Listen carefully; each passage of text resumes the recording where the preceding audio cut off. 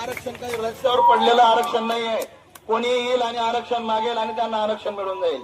SC एसटीचं आरक्षण हे घटनात्मक आरक्षण आहे आणि त्या आरक्षणाची निर्मिती डॉक्टर बाबासाहेब आंबेडकरांनी आणि 395 समितीवर जे असलेले सदस्य होते यांच्या संविधानिक म्हणजे 2 वर्ष 18 महिने संविधान समितीवर तो कारभार चालला आणि प्रत्येक गोष्टीवर अनुरेणू अभ्यास करून आरक्षणाची तरतूद केली.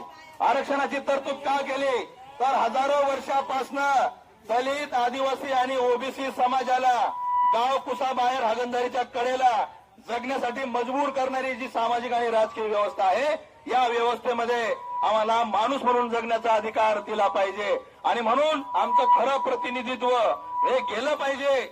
शासन दरबारी म्हणजे लोकसभेमध्ये विधानसभेमध्ये पोहोचलं पाहिजे आणि यांचं प्रत्येक क्षेत्रामध्ये प्रतिनिधित्व असायला पाहिजे. म्हणून आम्हाला घटनात्मक आरक्षण दिलं आर्टिकल 242 नुसार आणि ते घटनात्मक आरक्षणामध्ये जर कोणाला समाविष्ट करायचं असेल अनुसूचित जमातीच्या यादीमध्ये तर राष्ट्रपतींना तो अधिकार दिलेला आहे, संसदेला तो अधिकार दिलेला आहे. तो अधिकार राज्य सरकारला नसून कोण्या आमदार आणि खासदाराला तो आरक्षण देण्याचा अधिकार नाहीये.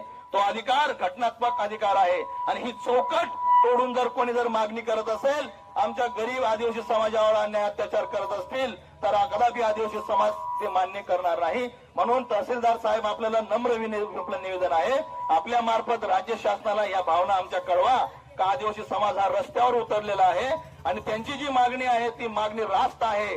75 वर्षामध्ये आम्हाला दिलेलं आरक्षणाचा लाभ आम्हाला आतापर्यंत मिळाला नाही. अजूनही आमची गरिबी आणि दारिद्र्य आमचं दूर झालं नाही आणि असं असताना आज जर कोणी आमच्या आदिवासींच्या आरक्षणावर जर डल्ला मारत असेल तर हे गैरसंविधानिक आहे, बेकायदेशीर आहे आणि आपण आम्हाला अस्वस्थ करावं का आपल्या आरक्षणाला धक्का लागणार नाही. कारण पोलीस प्रशासनाला हा मोर्चा 29 तारखेला होता पण आपल्या राज्यामध्ये आणि गावामध्ये आपले जे धार्मिक कार्यक्रम आणि ते सांस्कृतिक कार्यक्रम होते.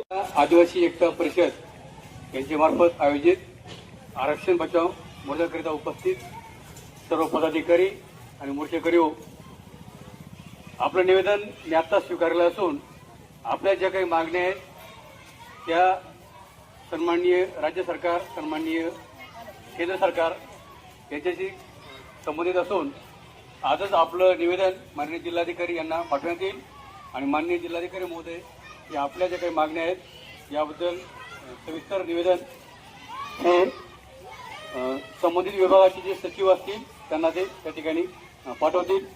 आपण शांततेमध्ये हा मोर्चा काढला असून हा मोर्चा आपण शांततेमध्ये विसर्जित करावा असं मी मोर्चेकऱ्यांना आवाहन करतो आणि थांबतो.